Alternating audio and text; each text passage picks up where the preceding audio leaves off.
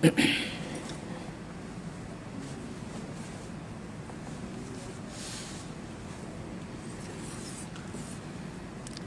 بالله من الشيطان الرجيم بسم الله الرحمن الرحيم السلام عليكم ورحمة الله تعالى وبركاته الحمد لله رب العالمين الذي أرسل رسوله بالهدى ودين الحق ليظهره على الدين كله ولو كره المشركون أشهد أن لا إله إلا الله وحده لا شريك له وأشهد أن محمدا عبده ورسوله اللهم صل وسلم على سيدنا محمد وعلى آله وصحبه وبارك وسلم رب اشرح لي صدري ويسر لي أمري واحلل عقدة من لساني يفقه قولي ربي يسر ولا تعسر وتمم بالخير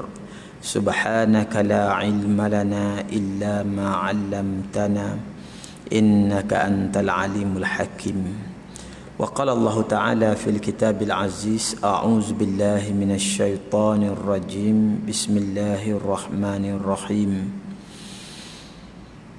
يا أيها الذين آمنوا هل أدلكم على تجارة تنجيكم من عذاب أليم تؤمنون بالله ورسوله وتجاهدون في سبيل الله بأموالكم وأنفسكم ذلكم خير لكم إن كنتم تعلمون.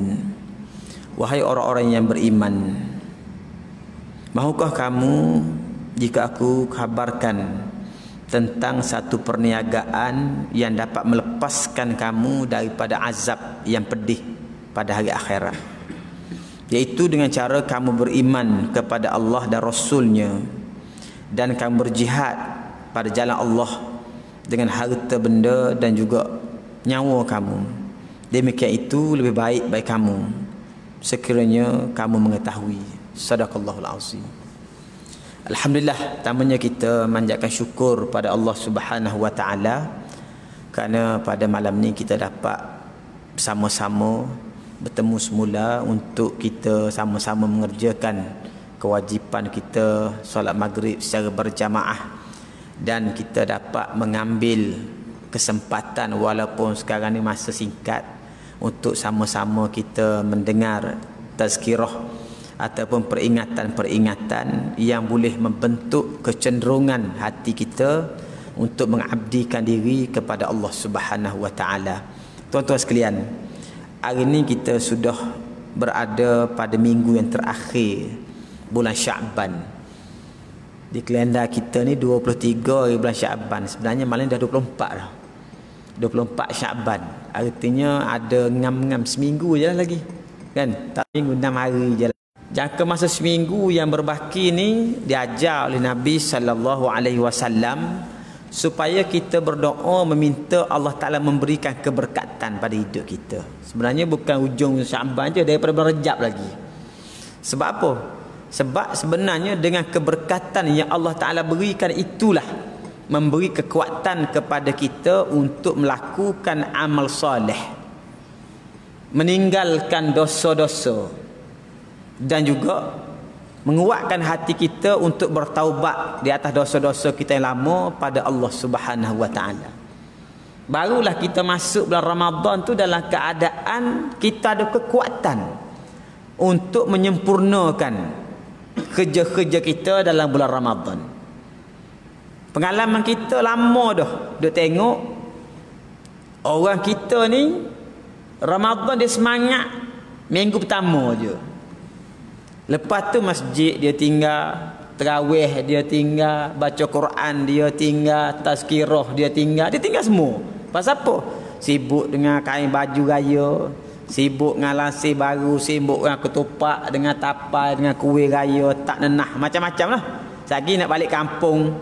Orang tinggal Ramadan yang sebenarnya makin hujung tu dia makin banyak kelebihan. Kenapa jadi demikian? Antara sebabnya Kerana kehidupan kita dalam bulan-bulan sebelum Ramadan ni tidak mendapat keberkatan daripada Allah Ta'ala. Lepas tu Nabi ajar pada kita berdoa, Rabbana Allahumma barik lana fi Rajabin wa Sya'ban wa balighna Ramadan. Ya Allah, tolong berkatkan hidup aku ni, hidup kami ni dalam bulan Rajab dan bulan Sya'ban. Kerana bulan Rajab dan bulan Sya'ban tu adalah bulan-bulan kita membuat persiapan. Jadi tuan-tuan yang sudah pulun habis-habis dah pada bulan Rajab dan bulan Sya'ban sebagai persiapan masa bulan Ramadan, tahniah. Tapi siapa-siapa yang buat relax, muka kering macam biasa juga pada bulan Rajab, bulan Sya'ban, kita masih ada berbaki lagi 5-6 hari. Kalau kita nak mengambil kebaikan-kebaikan tu supaya bila kita masuk bulan Ramadan, kita dalam keadaan stamina yang cukup untuk melakukan ibadat-ibadat pada Allah Subhanahu Wa Taala. Saya ni kadang-kadang ada impian nak tengok satu masa orang kita ni, kalau boleh masjid kita buat bagus juga, kan? Kita teras sekali bulan Ramadan ni iktikaf sunnah. Kita ni iktikaf ni jenis masuk masjid ni iktikaf atau balik, kan? Nabi SAW bila masuk bulan Ramadan dia niat iktikaf sekurang-kurangnya 10 hari terakhir. Tak keluar dah. Tak tahu boleh buat, tapi puak-puak kita pecen dah sebenarnya. Tapi banyak lagi urusan lain. Dalam hadis-hadis tu kan disebut bila masuk 10 terakhir sahabat-sahabat tu booking lock. Kita booking buka puasa kan. Sahabat-sahabat tu booking lock dalam masjid ni, tempat aku, ni tempat aku, ni tempat aku untuk iktikaf. Sampai mereka tak balik dekat rumah 10 hari terakhir. Ada jenis gagah lagi sebulan tu, pakai sebulan je lah. Tak ada dah dunia sebulan tu. Semua akhirat berlaku. Mengambil kelebihan bulan Ramadan. Tapi teras 10 hari dulu. Kata teras 10 hari, teras 3 hari. Boleh ke tuan-tuan? Kita teras sekali. Biar masjid anjur iktikaf hak sunnah lagu mana. Kita dia buat ni iktikaf orang Melayu ni, dia mari, dia niat masuk, dia niat nawaitu iktikaf fi hazal masjid. Kan? Lepas tu dia masuk. Sekali sudah sembahyang isyak dia balik. Habis iktikaf tu. Kan? Sahabat-sahabat tu dia masuk tu, dia iktikaf ni, aku iktikaf 10 hari. Dia tak keluar dah. Dia turun tu turun pergi tandas. Bagi turun kita tak batal iktikaf. Dia tak balik, tak peduli lah bini dia ke apa, tak peduli lah. Sebab begitu. Sebab tu turun ayat dalam surah Al-Baqarah ayat 187. Allah Ta'ala menyebut tentang iktikaf. Ada sahabat-sahabat dia iktikaf bagus lah kan. Lepas tu dia balik nak kencing ke, balik nak mandi, tengok bini berasa lain pula. Dah lama tak jumpa bini kan. Sehingga turun ayat beritahu bila kita iktikaf tak boleh dah bersetubuh dengan isteri, batal iktikaf tu. Kan? Saya bukan cerita masalah itu biologi manusia tu biasa saja. Masalahnya saya nak sebut ni, sahabat-sahabat tu beriktikaf gitu cara dia. Saya tak pernah jumpa lagi tempat kita ni. Boleh teras sekali Haji Fadil. Kita game pencing ni tahun ni kita pakat sekali iktikaf 10 hari. Jangan keluar. Kain baju beli siap-siap 5 hari kan, beli bersiap-siap kain baju raya ke kuih raya kan. Supaya sebelum kita mati biar boleh sekali kita iktikaf dalam bulan Ramadan ni serupa Nabi iktikaf. Teras sekali. Kata boleh buat pun niat dulu. Betul tak? Kalau niat pun tak berani, tak berani nak niat ni tak jadi ni. Betul tak? Teras sekali kan. Saya pun tak pernah buat juga sebenarnya. Bukan tuan-tuan aja tak pernah. Pasal memang bukan tradisi masyarakat kita. Tapi bila kita baca dalam hadis-hadis tengok kan. Saya mari terlintas di hati, pasal apa kita tak buat? Pasal tak ada orang mula. Kan dulu orang tak buka puasa di masjid zaman dulu, betul tak? Pasal ada orang buat mula. Kita iftar jama'i di masjid. Siapa-siapa nak donate untuk buka puasa, sila. Booking 1 hari seorang, 1 hari seorang. Hari ni dah jadi tradisi. Buka puasa satu hal. Kita pakat-pakat derma, jamu orang buka puasa tu sunnah yang sangat besar. Kan? Jamu orang buka puasa. Hari ni je tradisi. Pasal ada orang buat mula. Saya sebut ni, kalau masjid kita buat mula, orang lain tiru, kita boleh pahala orang tiru. Betul tak? Kita boleh pahala orang tiru. Rugi tak buat tu sebenarnya. Tapi memang pun kita pergi mana-mana Malaysia, tak ada orang buat ni. Yang etikah kita ada biasa lepas tarawih balik. Malam karang kan pukul 3 pagi, 4 pagi mari semula. Setakat tu je kita mampu buat kan. Kita buat malam-malam ganjil. Ada setengah tu kita tak buat witir lah malam ni. Pasal apa? Pasal malam ni nak buat tahajud qiyamul jama'i kita panggil. Ke orang marilah. Pasal apa? Pasal sebelum ni tradisi qiyamul lail ni tak ada dalam masyarakat kita. Sama ada qiyamul lail di rumah sendiri-sendiri, qiyamul lail di masjid. Boleh kata jarang-jarang je lah. Kan? Tok-tok lebar, tok-tok guru tu bangun tahajud. Gamuknya kita tok jahil, tok betul tak? Tok selain pada tok lebar tu, kalau dia bangun sembahyang subuh mari masjid tu pun cukup baik dah. Dan dia boleh bangun sebelum subuh, ambil wuduk mari masjid, sembahyang sunat 2 rakaat, qabliyah subuh, sembahyang subuh. Itu dah terbaik dah. Kalau dia pasal orang lain masjid pun tak mari. Betul tak? Dia mari. Jadi kalau kita nak upgrade Ramadan kita pada masa-masa ke depan, salah satu daripada sunnah yang besar Nabi tak pernah tinggal dan kita tak pernah buat, ialah beriktikaf di masjid ni. Iktikaf serupa Nabi tu. 10 hari tak balik. Teraja jumpa dalam hadis Nabi iktikaf gitu, betul tak? Cuma pasal kita boleh jadi Tok Siok tulis dah kat pagar, dilarang tidur dalam masjid. Kita pun nak iktikaf, mana tak ditulis tak ada tidur. Walaupun kita mari tidur saja apa kira. Betul tak? Kita mari tanya iktikaf kita tidur, dikira. Duduk kat situ. Nak balik makan nasi belaut tengah pagi, makan tengah hari, memang tak ada. Bulan Ramadan. Betul tak? Kita duduk je kat masjid, baca Quran, baca buku tak apa, baca Quran tak apa, nak tasbih tak apa, duduk masjid 10 hari. Ni bukan ajar benda baru, ni bukan Wahabi ni. Memang Nabi buat lagu tu, tuan-tuan. Nabi buat lagu tu. Jadi kita supaya kita pergi ke depan tu makin baik Ramadan kita. Sebab saya sebut dulu tak ada orang buka puasa jama'i. Kan? Jadi kita mari idea, kalau kita pakat donate ramai-ramai, kan, orang ni ambil satu hari, orang taja satu hari, sponsor sehari-sehari, kita boleh buat macam buka puasa di masjid. Orang pun mari buka puasa ramai-ramai. Beri makan orang buka puasa tu, pahala dia banyak. Tu bagus. Kan? Jadi, waktu kita dah jadi tradisi dah. Alhamdulillah. Qiyamul lain tak ada lagi. Tak tahu saya sebut kat masjid ni boleh buat ke tak, betul tak? Tapi saya pun terasa pasal dulu sebelum ni kita biasa je kat masjid tu, kita mari lepas tarawih. Lepas tarawih pakai balik belakang. Lepas tarawih sekarang pukul 3 pukul 4 malam terakhir tu kita mari pula. Itu biasa kita buat. Kan?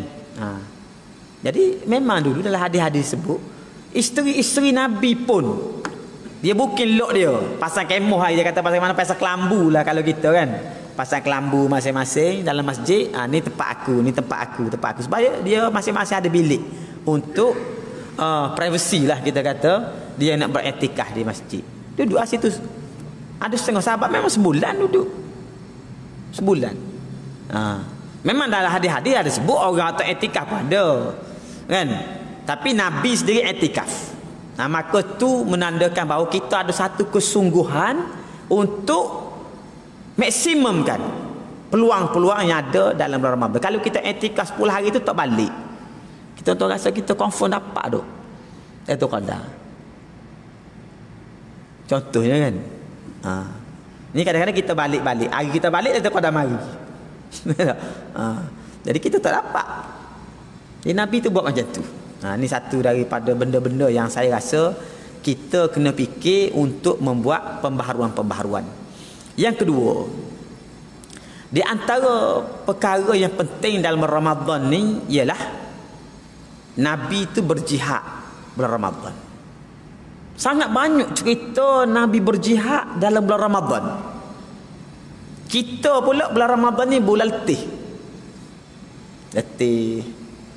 Tidur di masjid tu bukan sebab i'tikaf, letih. Betul tak? Letih tengah hari dia tidur di masjid. Duduk je kat rumah. Bukan dia kata kita tak pergi bazar Ramadan semua ni pasal nak jaga mata. Bukan, sebab dia tak larat. Orang kita tu dia bila dia puasa, dia setting kepala puasa tak boleh buat apa, duduk saja. Sedangkan Nabi SAW ketika turun ayat perintah kutiba alaikumus siyam pada tahun yang kedua hijrah, perintah diwajibkan kepada kamu berpuasa. Dan pada masa tu juga tengah-tengah Nabi puasa tu mari perintah suruh berperang. Perang Badar tu perang yang pertama yang besar-besar punya berlaku dalam bulan Ramadan. Berlaku dalam bulan Ramadan, 17 Ramadan. Pasal Allah Ta'ala kata harinya sama dengan hari turun Quran, 17 Ramadan. Ulama kata gitulah. Tarikh tu tak mustahak. Saya nak sebut je, peristiwa perang Badar tu berlaku dalam bulan Ramadan. Nanti sampai 17 Ramadan adalah ceramah Ghazawatul Badar lah, macam-macam kan. Peringatkan perang Khandaq. Perang Khandaq ni perang Ahzab kita panggil. Dalam ayat raya tu kita sebut wahazamal ahzaba wahdah. Cerita perang Ahzab tu. Perang Ahzab tu memang berlaku dalam bulan Syawal. Tapi ahli-ahli sejarah, ulama-ulama sejarah ni sebut bahawa peristiwa perang Ahzab tu bermula dengan gali parit. Lebih kurang seminggu lagi, kata setengah sejarah, orang kafir tu nak mari. Seminggu lagi nak bertolak, ada orang bagi maklumat kat Nabi, bocor cerita orang Mekah nak mari serang Nabi. Mesyuarat, panggil majlis perang, mesyuarat, bincang. Salman cadang buat parit. Jadi gali parit. Peristiwa gali parit tu berlaku dalam bulan Ramadan. Ada setengah ahli sejarah kata gali parit tu makan masa 20 hari. Parit tu kan besar, memang orang kafir tak boleh lintas parit tu kan. Luah parit tu taruh mana? Kira-kira kalau kuda perang tu lompat tak lepas. Agak-agak 6 lane lebuh raya tu. Besar lebuh raya tak ada gamuknya gamuk. Kuda perang. Kalau setakat 2 soh je kita lompat kita lepas. Betul tak? Kalau setakat 2 soh semayang kan, kita lompat bodoh kita lepas. Ni kuda perang lompat tak lepas. Dan memang disebut ada percubaan lompat jatuh patah leher orang kafir. Dalam dia tu kira-kira kalau dia lompat jatuh tak boleh naik. Dalam mana? Dan semua proses gali parit tu berlaku dalam bulan Ramadan. Hak cerita tengah gali parit kan, sahabat-sahabat lapar, Nabi pun lapar, letak batu kat perut tu semua berlaku masa gali perang Khandaq tu. Saya nak gambarkan ni kesungguhan kerana jihad. Orang Islam hari ni berpuasa tapi meninggalkan jihad. Lepas tu kita bercakap pasal bangsa kita orang beriman ni terhina di mana-mana. Kita terlupa bahawa kita meninggalkan jihad. Kita sebut cerita-cerita sejarah. Nabi beritahu Suraqah bin Malik, kalau kamu tak sekat aku hijrah, aku akan pakaikan pada kamu gelang Kisra. Kisra tu mana raja negeri Parsi.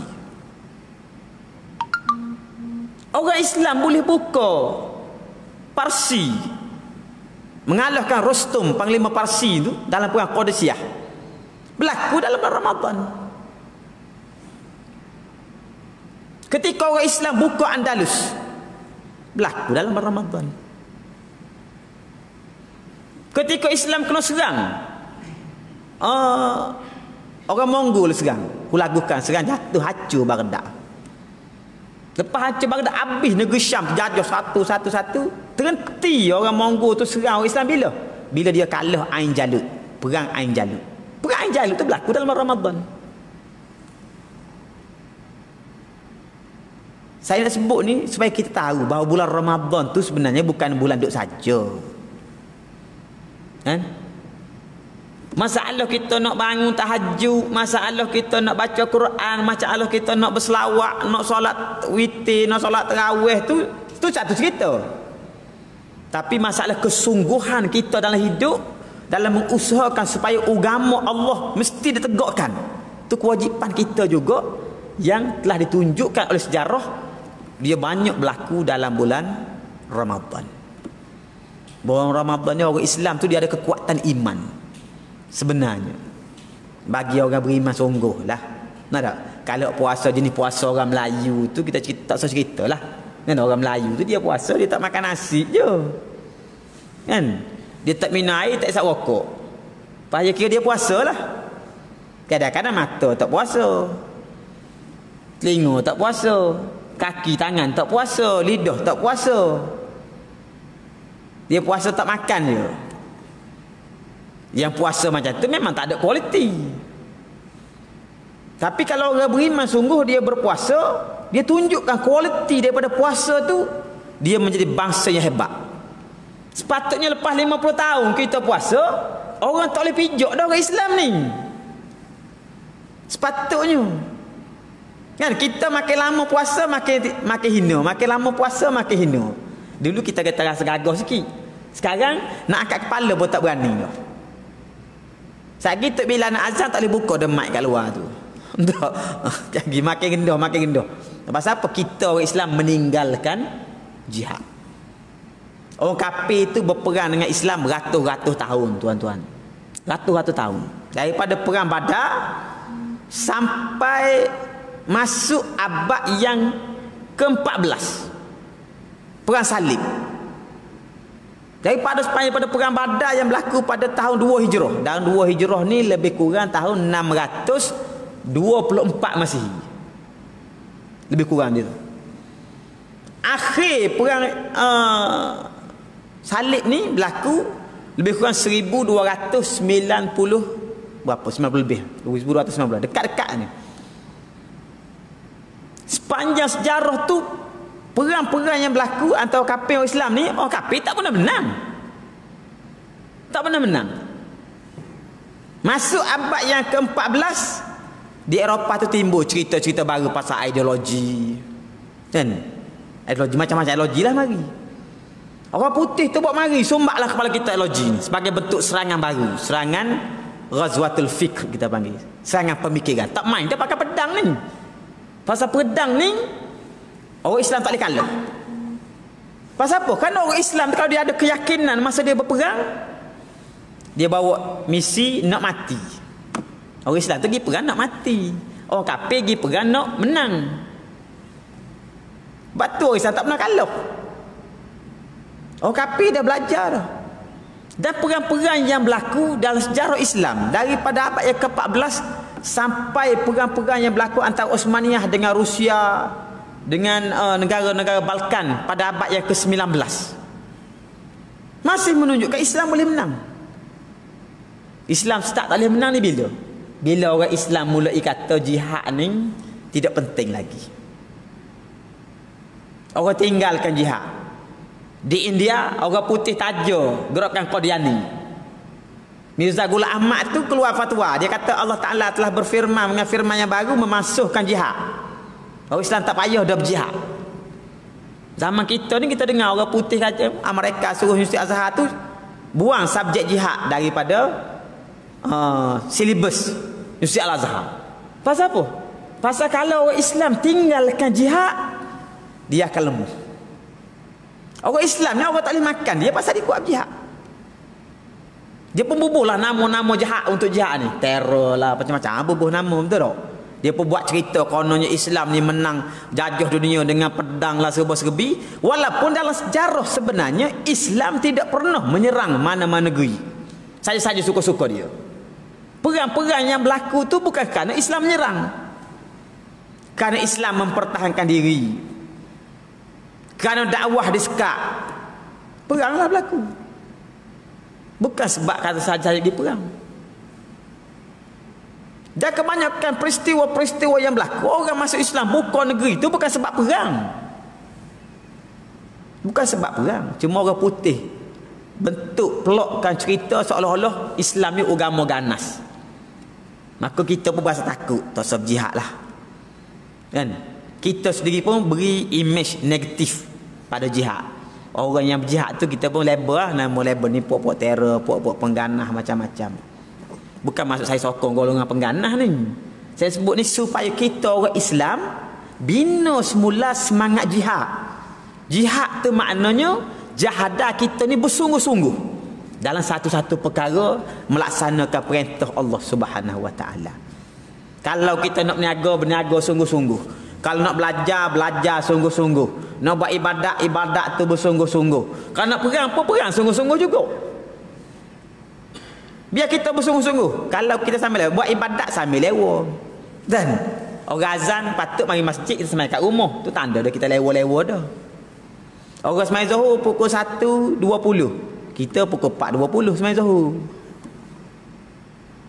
Kan? Kata sahun tu kata. Allazina hum an salatihim sahun. Ibadat dia pun lalai.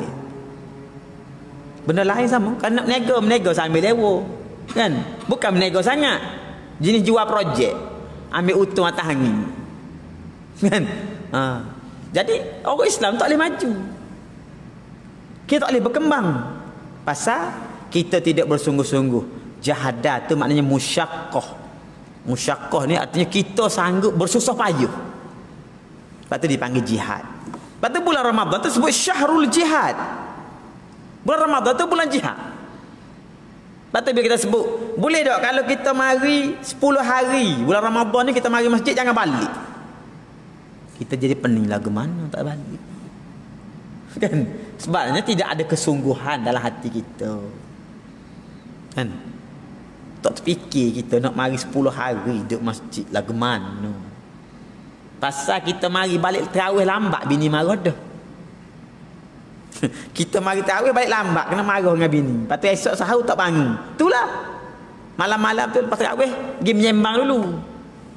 Dia belebel macam-macam kat kita ni. Kita nak duduk gitu. Sebab kita dah ada tradisi bersahur di masjid. Kan? Buka puasa di masjid. Tinggal lagi nak etikah. Pasal apa tak boleh? Boleh sangat.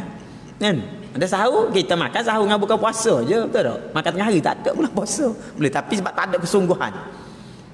Kita fikir, sehari kalau boleh sehari tu hebat dah rasa. Maka sebab tu kita kena bina semangat jihad. Kan Ramadan tu tujuan dia nak bina semangat jihad orang Islam. Saya sebut contoh-contoh cerita tadi. Ketika orang kafir tu menghina kaum Islam zaman dulu, 13 tahun kita kena hina di Mekah. Bila Nabi pergi ke Madinah, orang Mekah tu mari cari lagi Nabi. Pasal apa? Dia rasa kita orang Islam ni jenis bangsa boleh-buli. Dia nak buli juga kita. Bila Nabi pasang ke semangat jihad, bangkit lawan. Dia kalah sekali baru dia tahu. Jangan main-main. Lepas tu kemuliaan tu mulai terbentuk di kalangan Islam. Baru dapat balik. Dalam masa tak sampai 10 tahun. Nabi kita ni bila dia katakan kewajipan berjihad, kita sebut dalam sejarah ada 3 je perang kita mengaji di sekolah kan. Perang Badar, Islam menang.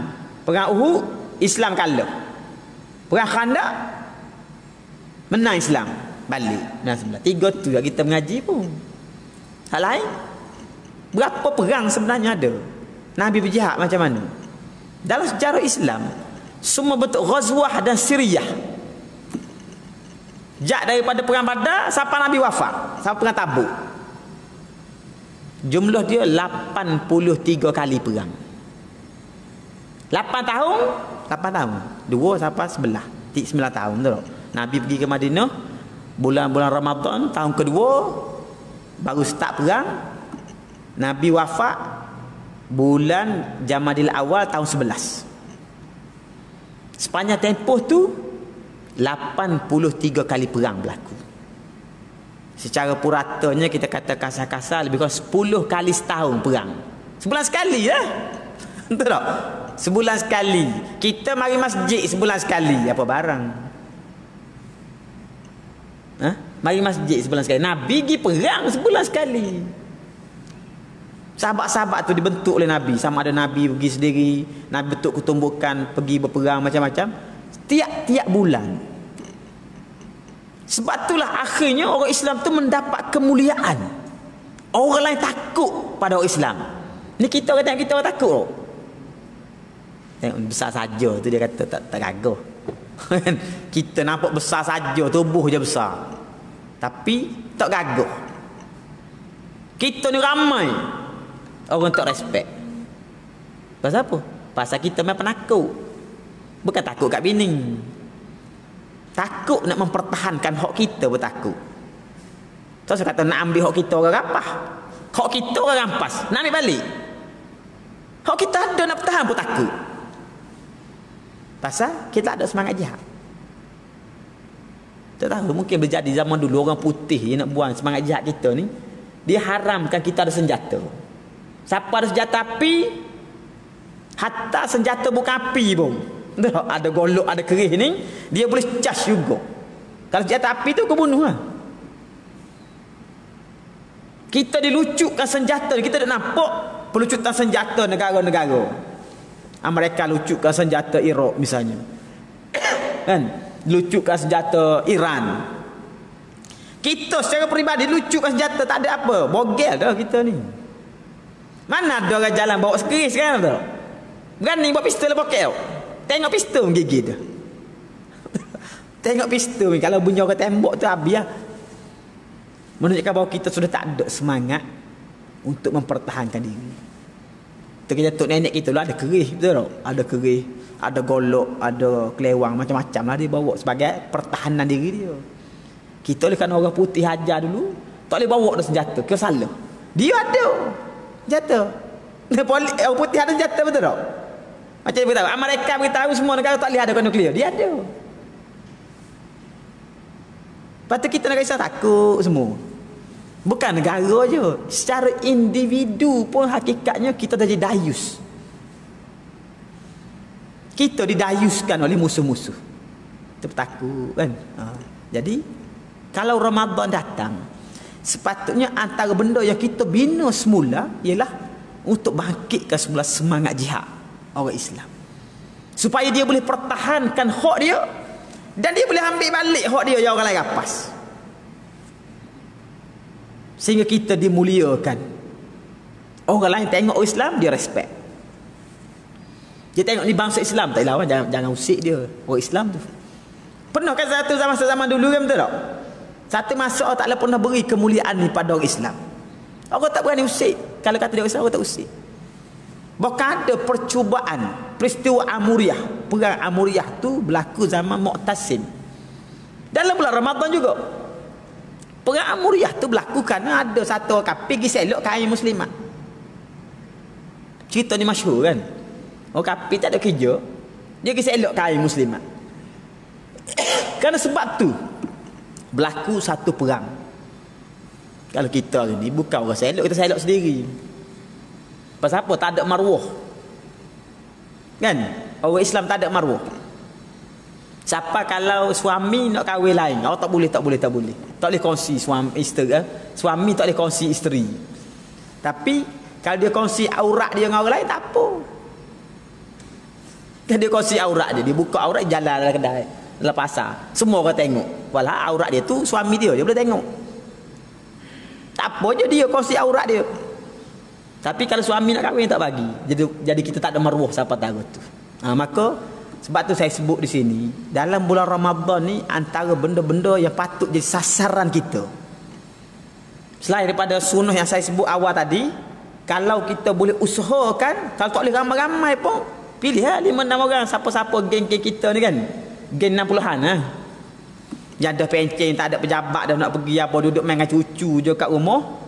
Set boleh 10-15 orang, set kita ni duduk sini, kita iktikaf 10 hari, tak balik. Sampai malam raya. Nanti buka puasa dengan sahur, Haji Padi uruskan. Masjid sponsor lah. Sekali-sekala terah kan. Lepas tu kita galak orang muda mari peluk. Yang kedua, kita nak supaya semangat jihad ni dibangunkan semula dalam jiwa orang Islam. Kalau tidak kita sembang saja, tulis macam-macam kat Facebook. Kan? Kita tulis tu kenapa kita tulis? Kita maki orang kafir tu, maki orang kafir ni, maki parti tu, maki parti ni, maki puak tu, maki puak ni. Pasal apa? Pasal kita berasa kita dah terjejas. Walhal kita tidak pernah berusaha untuk membangunkan semula kekuatan kita dengan semangat jihad. Sedangkan itulah antara model pembangunan manusia yang dibangunkan oleh Nabi sallallahu alaihi wasallam dengan menjadikan Ramadan ni medan kita berjihad. Kan? Sehingga Allah Taala sebut ya ayyuhallazina amanu hal adullukum ala tijaratin tunjikum min azabin alim. Hei orang beriman, kamu nak tak kalau aku beritahu pada kamu satu perniagaan? Bila fikir peniaga ni, orang Arab tu kan meniaga belaka. Buat kita pun kaki meniaga juga, betul tak? Ha? Perniagaan tu mesti nak untung. Tak ada orang meniaga nak rugi. Tiba-tiba Tuhan kata untung dia bukan duit. Tapi untung dia ialah tunjikum min azabin alim. Kamu dilepaskan daripada azab yang pedih pada hari akhirat. Tu untung dia. Terlepas daripada azab. Apa dia? Niagaannya tu'minuna billahi wa rasulih. Kamu kena beriman pada Allah dan Rasul. Kamu beriman pada Allah dan Rasulnya. Kita buat belakang dah tu, betul tak? Yang kita tak buat apa dia?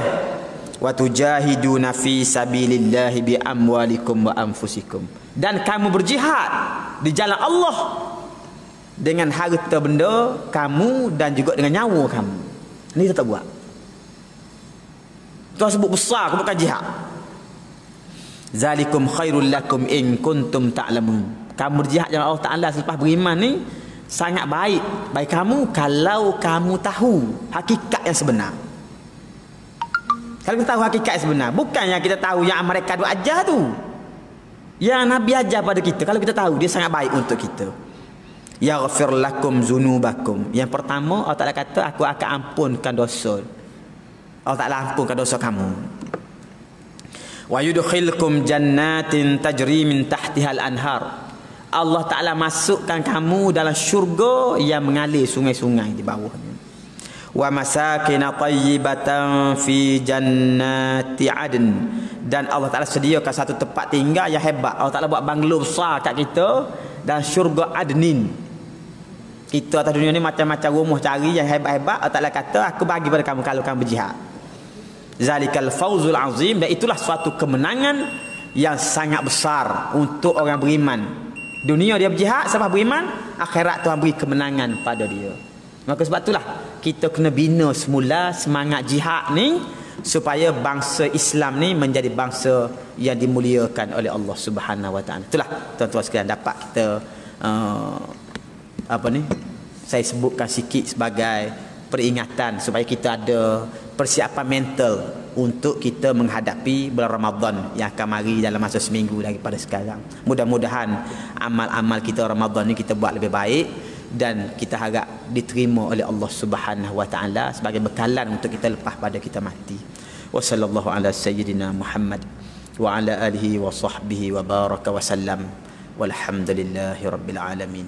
Na'udzubillahi minasyaitonir rajim. Bismillahirrahmanirrahim.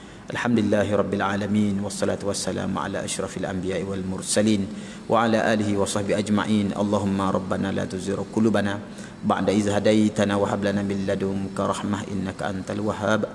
Rabbana zidna ilman nafi'a warzuqna fahman wasi'a. Rabbana taqabbal minna innaka antas samiul alim wa tub alaina innaka antat tawwabur rahim. Wa sallallahu ala sayyidina Muhammad wa ala alihi washabbihi ajma'in walhamdulillahi rabbil alamin. Wassalamu alaikum warahmatullahi wabarakatuh.